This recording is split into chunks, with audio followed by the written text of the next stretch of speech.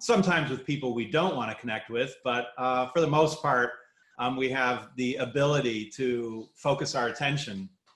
And I think in any situation, that is one of the few options that we have in the world. How do we focus our attention? So what I'd like to do a little bit different than the remit of the session, which was more specifically about SMEs and connecting, and I think it's a great topic. I'm looking forward to hearing from Christian and Laura and Egon about their thoughts. I'd like to step up a little bit and provide, since I'm first, provide a little bit of a context. And the context is where we are today and where I see us going in the longer term future. You can take this context, well, frankly, you can do whatever you want with the context, but you can take the context and try and apply it into your own business, your own objectives, your own lives. And I'd love to hear any thoughts you might have in this respect. So first, where we are today, I believe we have crossed what I call the digital Rubicon.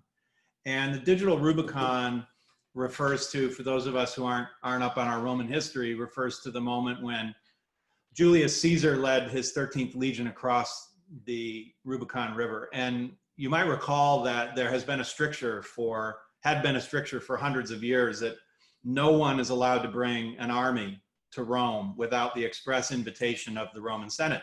And by so doing, Julius Caesar was declaring war on the Roman people, on the Roman Senate. And everyone with Julius Caesar that day knew that they were doing so. And so literally they were either going to complete victory or complete utter defeat, meaning death. And so I think in so many ways, we're now here with respect to digital.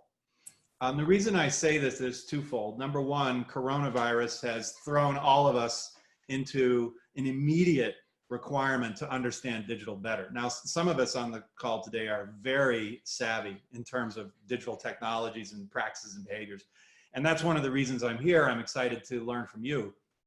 But even those who've been dragging their feet, who've been avoiding this, and a lot of the people I work with at large corporations are frustrated that their corporations haven't been moving fast enough. Well, whereas they're not necessarily moving fast enough yet, just in the past few months, the mindset has shifted. And I've seen this across corporations. I've seen a recognition that this time it's real and we have to do this stuff. Now, what the stuff is another question I'll come to in a minute. But I'll give you one example. So a friend of mine here in the Chicago area runs a few $billion-a year company. A big part of their business is audits that have to happen unannounced. So for their 100-year history, their people would go to factories and offices and show up unannounced and be welcomed by the customer, because those are the customers, and they have to do these audits. Well, these have been done in person for over 100 years. When the crisis hit, the leadership team sat down and said, we've got to port as much of this online as possible. And within 2 weeks, they were doing almost all of the audits online. Now, to us today, 2 months later, this isn't very impressive. You say, well, you know, everything's online now, so big deal.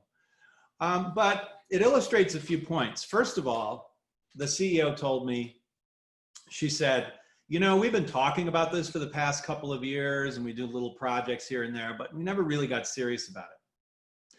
Second, we discovered our customers like it more. You can imagine, because it's easier to have an unannounced online visit than an unannounced visit at your factory or at your office. And my employees like it more. Why? Because instead of staying at the Hilton Garden Inn Tucson Airport, they're home for dinner. And they get more audits done more efficiently, because they're not getting on airplanes. They're not jumping in the car for 3 hours. And here's the punchline for her. She said, you know, we all know how this would have gone before. We would have had a couple of leaders who said we really should try online. And then we would have put a team together to study it. And we would have hired a consultant. And by the way, please keep hiring consultants.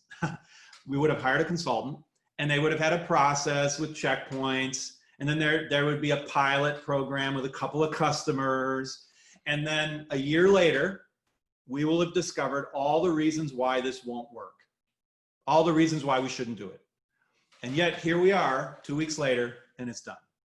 So the actions that this has forced, the awareness it has created, has catalyzed a lot of leadership, not just entrepreneurs and technologists many of whom are enthused and excited about it, some of whom are very, very challenged, existentially challenged by this crisis, but also large corporations who feel similar analogous situations.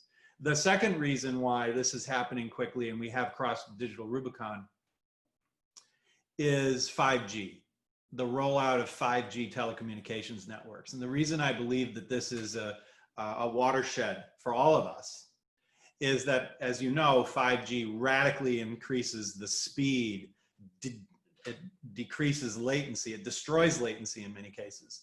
And so if you think about the speed of being able to communicate, make decisions, push intelligence to the edges, and also retain data and even agency and intelligence in the cloud at the core. So both of these together means that every business model in every industry is a possible target. And furthermore, there are currently thousands of groups all over the world iterating on different ideas, most of whom will fail, but some of whom will rise and change the game. So all corporations, entrepreneurs, governments, everybody needs to be thinking really hard about the river we have just crossed. The second point I wanted to make this evening for you and midday for us is about where we're all going across all industries for the rest of our lives. And this is a concept I call proximity. So proximity refers to the fact that digital technologies, and I mean all digital technologies together, so Internet of Things, data analytics, cloud, blockchain in its own way, but also 3D printing and rooftop solar energy generation and things like this, which you don't think of necessarily as digital technologies, but they are absolutely digitally enabled. All of these digital technologies together drive one common dynamic across the economy, and that is they allow us to distribute sensing, access to data, analytics, agency, meaning making decisions, and even production, like 3D printing and rooftop solar energy generation, at smaller and smaller levels all around the economy. As a result of this distribution of capabilities in smaller and smaller locations all around the economy, we're able to thus, and this is the key point, digital technologies push the production and provision of value, products and services, value, ever closer to the moment at which they might be demanded. And let me say this again, because this isn't just better inventory management. This I literally mean digital technologies in the aggregate over the rest of our lives progressively push production and provision of value ever closer to the moment at which it might be demanded. So I'll give you a couple of quick examples and then I'll conclude.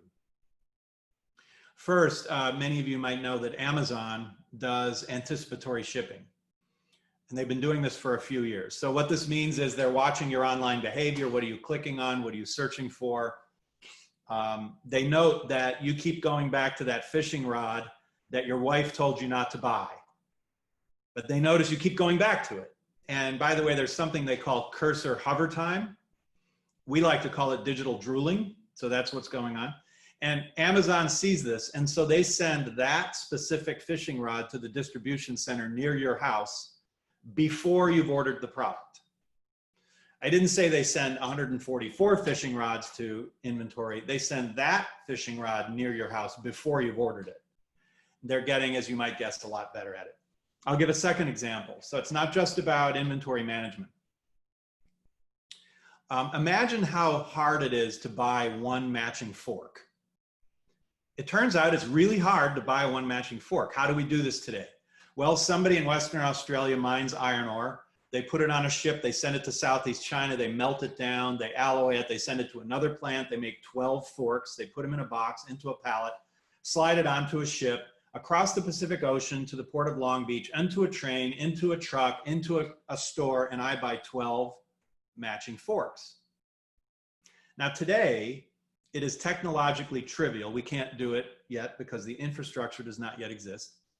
It is technologically trivial to download a file, push a button, and print one matching fork. What this suggests is that over the rest of our lifetimes, the global supply chain will be ripped apart and what I call hybridized. So today, we have a global supply chain optimized for scale manufacturing at a distance. What do I mean by this? Well, the larger your plant, the lower your costs, for the most part. So this is why we have huge plants in China, the United States, Germany, Mexico, Japan. That's why this global structure has arisen. However, with the advent of 3D printing and other complementary technologies, we'll start to see reshoring, and this is already starting to happen with automation and 3D printing. You'll start to see mid-sized plants closer to demand. You'll, in some cases, see capabilities in neighborhoods or downtown areas. And eventually, not yet, it's not ready yet, could be 3 years, 5 years, 10 years, I don't know, I don't care. Eventually, you'll have a piece of equipment on your counter at home. Now, what does this mean for the manufacturing supply chain globally? We'll take this optimized for scale manufacturing at a distance supply chain, and we'll rip it apart and hybridize it with large plant. 30 years from now, there will still be some huge plants in the world producing certain items where that's the most efficient. But there'll be other situations with mid-sized plants or production at home or in an auto dealership, if those still exist, by the way. So we're going to see this. This will happen. It's already happening. What I can't tell you is exactly who the winners are going to be. I can't tell you how it's going to roll out, this notion of proximity, how it's going to roll out in each individual industry, but I can guarantee you that it is and it will. So what I'd ask you to think about is, how do you translate the industries, the markets, the customers you're trying to serve, the ideas you're playing with, into this notion of proximity? Imagine we're 25 years from now, just for fun. And whatever the value is that that business provides today, imagine that value could be produced and provided at the moment that it's demanded. Now, that exercise, which we don't have time for right now, but that exercise starts to give you some insights into how the industry might change. I'll conclude with a compelling story you can look up. I don't have time for all the details, but a very good friend and a member of the World Innovation Network, or TWIN, my group, is Dr. Jeffrey Ling. Dr. Ling is a retired Army colonel doctor, medical doctor. And he's currently at Johns Hopkins. He's on the front lines of the COVID crisis right now. He served in Iraq and Afghanistan in 6 tours. And one of the things he saw was drug shortages. Even the well-supplied American forces in the Middle East had drug shortages, but I'll tell you, even hospitals in the United States, Europe, and other places end up with drug shortages, which is mind-blowing that that could happen. And we're talking about even generic drugs, not necessarily the really complicated stuff. So he said, you know what, why don't I just create a 3D printer? It's not a 3D printer, but basically a drug-producing machine myself. And it worked. So I won't go into the whole story. It was funded by DARPA. He was a program manager at DARPA for some time. And you can look it up. They've been developing it with MIT. And it's about the size of a small refrigerator. And it can produce a dozen different classes of pharmaceutical drugs. If you need 1,000 doses of ciprofloxacin right now, you push a button, and later that day, 1,000 doses come out right where you need them. Now imagine if these units were deployed all over firehouses and hospitals all over the world.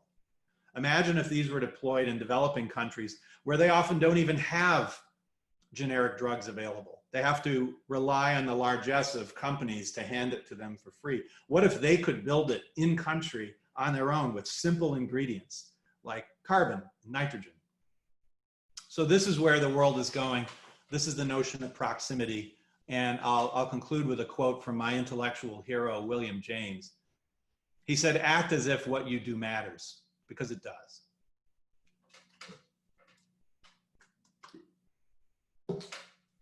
They will clap on mute. It's very unsatisfying applause. Awesome. As anybody would like to ask Robert any questions? I don't have a question, but I have a comment. Like I love your example of the 3D printing, and it's happening already. Actually, we can see that with COVID, lots of initiatives have been developed using 3D printing, and the most successful one were the one that were able to act quickly, and the most responsive one was the one that were using 3D printing to build ventilators or pieces for ventilators. And that was quite funny to see that lots of pharmaceutical companies sued those people because they have been able to see that they would kind of lose the battle, and that they would kind of lose those patents if the people that were designing the 3D printing would give that open source. Because that was the plan. They were like, we actually, instead of selling that to this country, we're going to give them the weapons so they can develop themselves. And you could see that the biggest industry were like, no, that's not at all something that we want to see happening. Sophie, that's a great example. If you have a link or somewhere I can find the details of that, I would love if you email it to me. You're going to see a lot of activity like this, and it's very similar to what happened with the digitalization of music and film years ago. Because what 3D printing ultimately is doing is instantiating more and more of the value into digitally shareable formats. And that's both great and also challenging. And so you'll see corporations suing. And frankly, sometimes they're sort of stuck because sometimes they actually do have to take action. Otherwise, they lose their exclusivity. But at the same time, the smart ones should be figuring out how to work in this new world, how to support those kinds of activities in a way that then gives them a transition strategy, as opposed to just trying to sue all the teenagers for sharing music, which didn't turn out to be a very good strategy. Yeah, actually. Yeah, I will send you the link. It happened in Italy, it happened in Ireland as well. This is the two stories that I know, but I guess there were a lot more. Yeah, email me. I'd love to see those stories. Cool. Fabulous. Thank you, Robert.